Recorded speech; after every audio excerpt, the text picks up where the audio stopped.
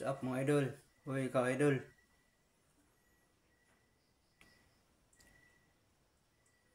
Huwag na tayo magpaloko mga idol.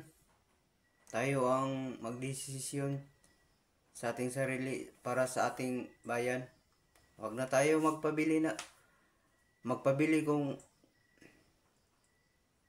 ngayong eleksyon. Yung pera, madali lang yan.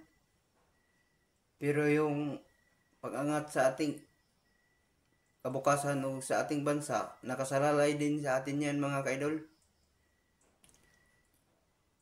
Yung prinsipyo mo kung ibibinta mo, walang mangyayari mga kaidol. Yung pera, sandali lang yan. Pag nanungkulan na yan yung mga taong pinili yung boto mo, kaano yung halaga yan? Kahit 1,000, 3,000 yan, hindi ko yan ipagbili yung boto ko. Basta itong tandaan mo mga kaidol,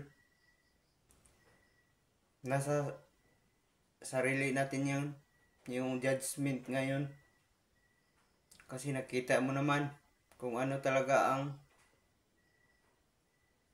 mangyari pag ibinta mo ang boto mo. Sa ngayon lang yan, parang naniligaw yan sa'yo. Kasi pag once yan, nung makaupo na yan sa pisto, wala eh. Binibili mo yung boto mo.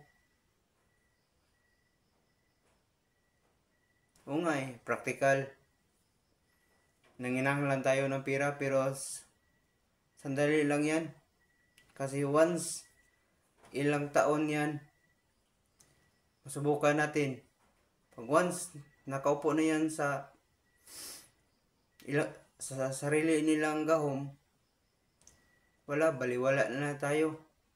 Purya lang sa magandang loob. Basta, sa akin, ang prinsipyo ko, kung ano ang tama, doon ako, mga kaidol.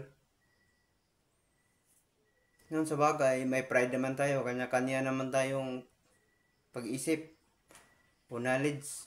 Pero isipin natin, sa pagkakataon, ilang bisis, kung ano talaga ang maidulot yan sa pagbibinta natin sa sarili nating buto.